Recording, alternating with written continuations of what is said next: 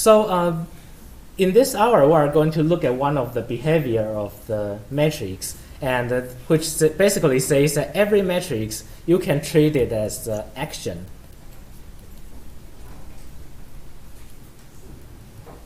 And by that, I mean when you multiply by a matrix, when you have a vector and multiply that by a matrix, and you see this is actually just changing one vector to the other vector, right? And so you can imagine this kind of things happens in many times in our daily life. For example, the rotation. If you just think of the one vector, you can think of that this is a vector. And then after the rotation, it becomes the other vector. So this action is the rotation. And maybe or may not that you probably heard of doing the rotation on the two-dimensional plane is governed by a rotation matrix.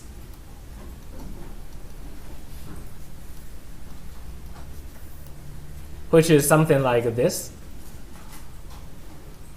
This theta is the angle, and you got sine and cosine on each entry. So whenever you have a matrix like this, and then you can do the rotation to the vectors. And that's what I meant by you can try to treat each matrix as an action. And in the future, that will also help you to understand what is going on. And for example, there are other parts of the action that can be treated as the matrix. For example, the rotation, the reflection, and the projections. And those has a nice geometric meaning, and those has a good matrix representation. So before moving on to that part, I want to point out that matrices has good properties.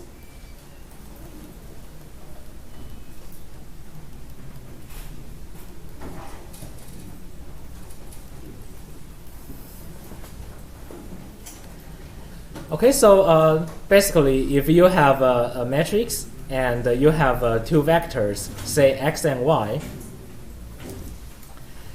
then you can apply the distributive law. You got ax plus ay is equal to a times ax plus y. And this works for any vector x and y.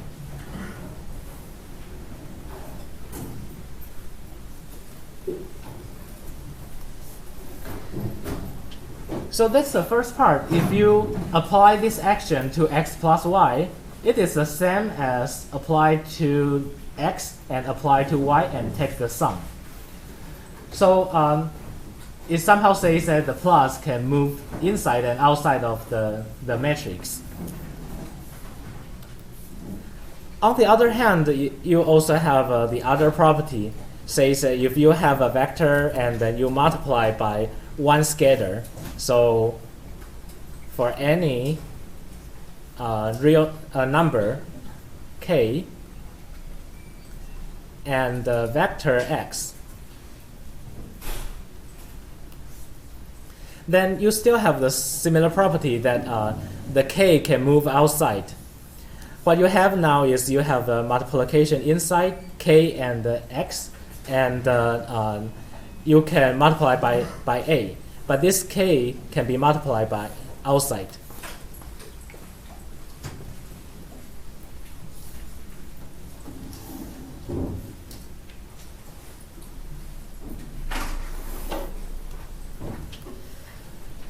So later on, one of the first exercise in this handout is ask you to try to generate some random matrices and try to generate some.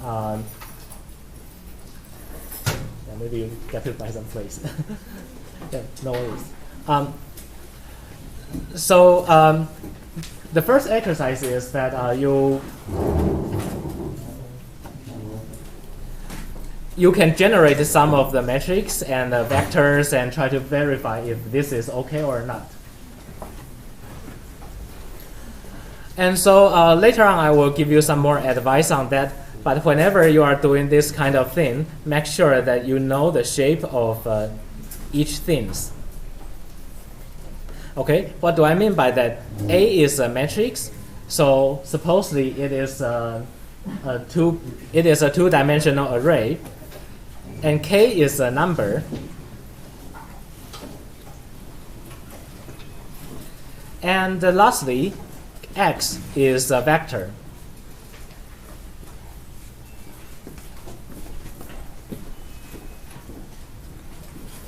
So at any point, you got to realize that this is a number multiplied by a vector. You know how to do that.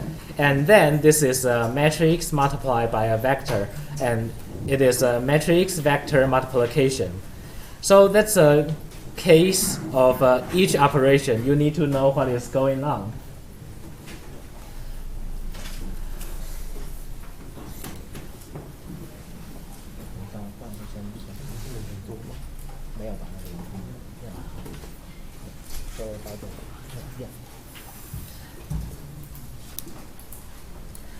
So whenever you do the mathematics and you are doing the programming, make sure you know the shape of each array, everything.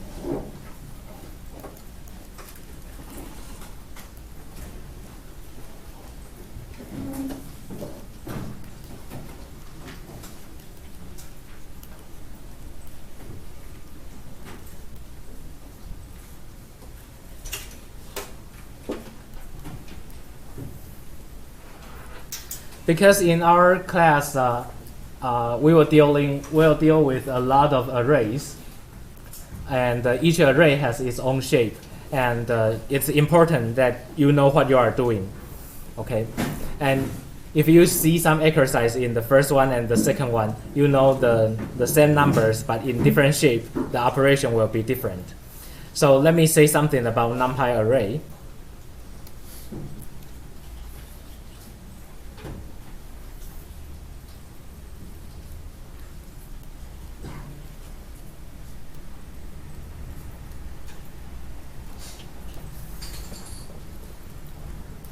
Okay, I will give you some concrete examples so that you can understand this better.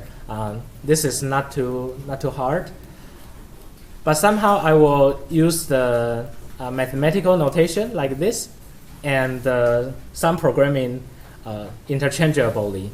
So, for example, if I write a dot shape, it basically means that in here I have to define A is equal to numpy dot array, and with a bracket 1, 2, 3, and it has another bracket 4, 5, 6. But this is too tedious. So whenever I write this, you just translate to the programming language by yourself. Okay. So whenever you have a matrix, the shape, you can do it by A.shape without any parentheses. Okay, this is what we call as an attribute. It's just a property of A. You do A.shape, and then you will see the output as 2 by 3. Pretty just intuitive, right? It is 2 by 3. Now, if you just look at the vector v, and v is np dot array, but this time you only put one bracket. So you can see that the difference between the first one and the second one is that the first one actually has an extra layer of bracket outside. You have one layer of brackets, and then inside the brackets you have another layer of brackets. So it goes 2 steps inside, but this one only has one layer of brackets. So if you do v.shape, it will also tells you the shape of this array, but it will tells you it is 3. It actually tells you something more. It always printed like this. It is a parenthesis 3 and comma. And it looks weird, but it is try to emphasize that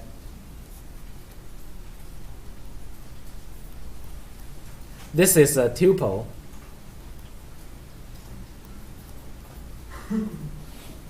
Right, like this one. This is a pair, and it is a tuple of two numbers. But this one is a tuple of one number.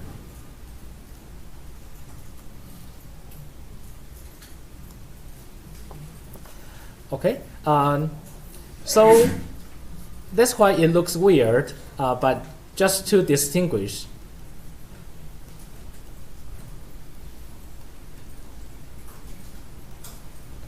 this one. Okay, if you just do parenthesis 3, and you know this is just a number, it is just like you have 3 plus 1 and parenthesis times 5. Okay, and you know what does that mean? It means 5 times 4. And this syntax still works if you do 5 times parenthesis 3, right? So whenever you write parenthesis 3, it just means it is 3. So the comma is, this comma is trying to emphasize that it is a tuple, but this tuple only contains one number. And after a while, you will feel like, okay, this is reasonable. Just try to distinguish 3 and this tuple. Okay, so most of the time when you are looking at one piece of code, and then you can try to deconstruct that, pick certain part of the code and see what is this array, and later on try to print the shape to make sure, I understand this shape is 3 by 5, and then when I'm doing the addition, doing the multiplication, what happens to this array?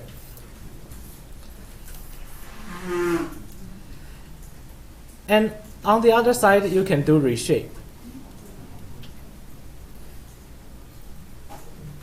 And it is quite straightforward, and you will see this happens in many parts of the code.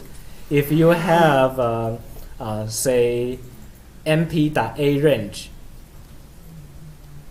and 126, and this one will tells you it is an array of 1, 2, 3, 4, 5, 6. That's the syntax, the meaning of arange. But somehow if you do the other way, mp.arange 126, and then you apply reshape 2 and 3, then you will get another array, and it's 2 by 3, but this time it is written like this way. 1, 2, 3, 4, 5, 6, but it is a 2 by 3 array. So using this reshape function, it will help you to change your array, and so that it can be manipulated or be added to other things.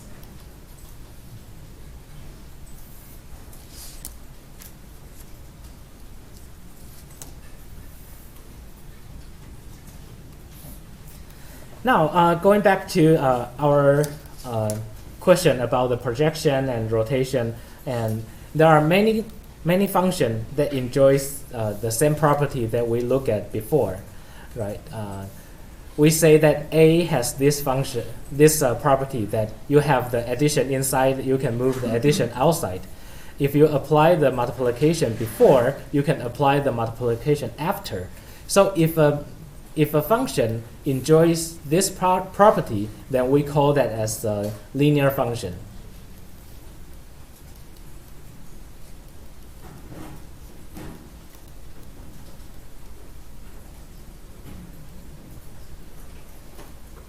Okay, and here I write it as Rn and Rm. It just means that I have n numbers, and after the transformation, you do something to these n numbers.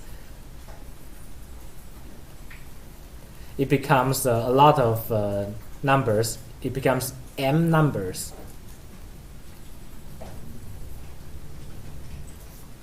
Okay, so basically, this notation just means that it changes from n numbers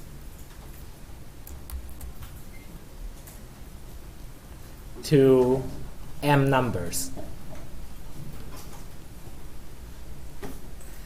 And actually, that's what a matrix do. If you have a matrix, for example, if you have a 2 by 3 matrix, then it is transforming a 3 vector to a 2 vector. So if I have a function and sending n numbers to m numbers, and such that it enjoys the properties that we mentioned. I do the addition before is equivalent to I do the addition after. Or I did the multiplication before, it is the same as I apply the function and then do the multiplication after. If this is, or this is the true case, then f is linear.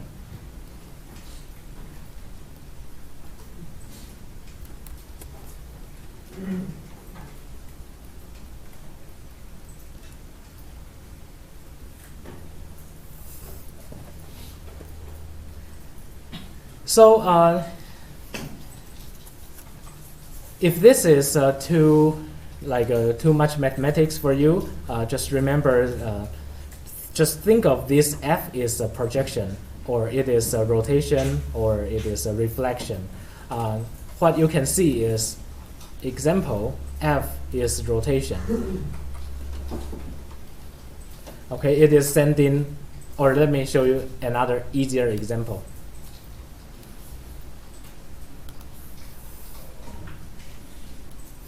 See, if we have 3 numbers, which is a 3-dimensional space that we live in, and we send that to a 2-dimensional space, which is the ground. Okay, and we're going to do the projection, which look like this. This is the world that we live in, and somehow we got one vector which is called xyz, and we want to do the projection onto the ground. That's a shadow of that stick, right?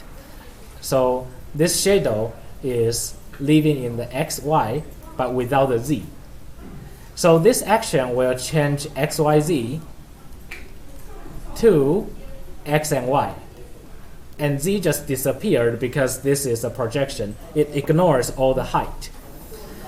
So if you check this property and see if you have two vectors on the 3-dimensional space, and then you do the addition first and do the projection. Or you can look at the projection of the 2 vectors and then apply the addition. Then it is going to work, and they are the same. And this one is even easier. If you have a stick and you multiply by 3 times, then it becomes a longer stick. And if you look at its shadow will also be enlarged by 3 times. So 3x apply f is the same as x apply f and then multiply by 3 times. Okay, x times 3 do the projection is the same as applying the projection and then multiply by 3. It just changed the order. So this kind of property has this kind of good property of f ensures that there is a matrix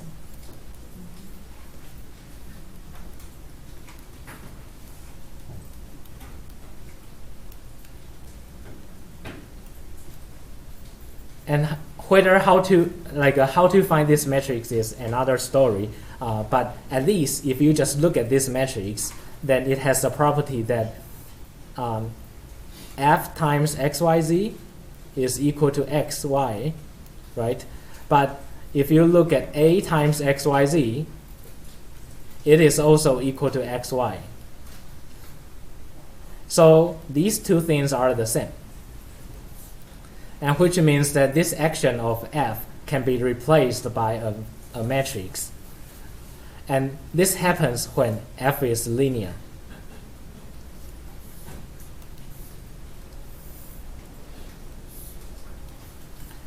So this is a fact.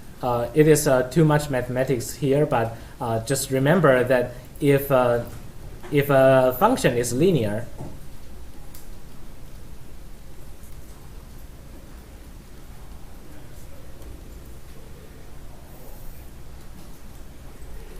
and it sends n numbers to m numbers, then there is a matrix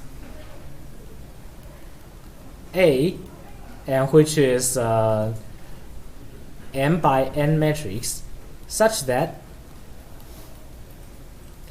f times any vector is the same as A times this vector.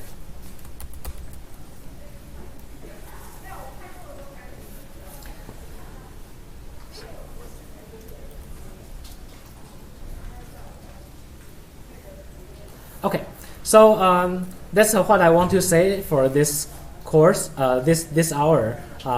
Later on, you will see the exercise 1. Exercise 1 basically asks you to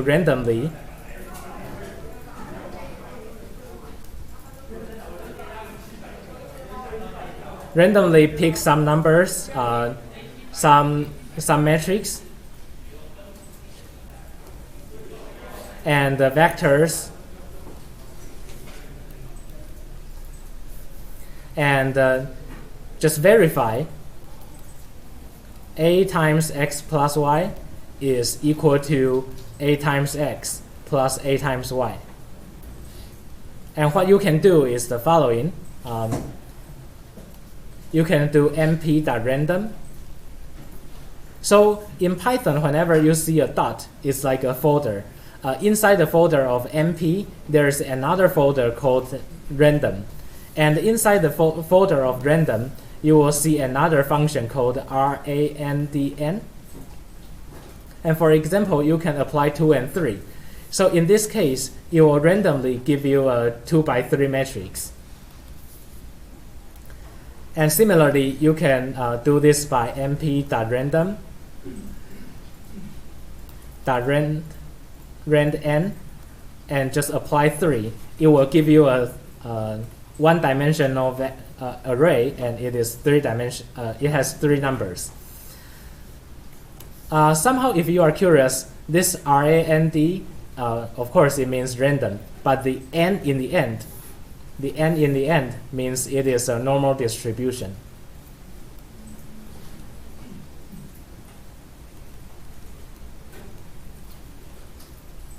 Which means the number they are giving you is pretty close to 0, and it has a variance equal to 1. So the numbers they give you will be very close to 0, but up and down pretty much between -1 and 1. It is possible to go over, but the chance is lower. Okay, so I'll stop here.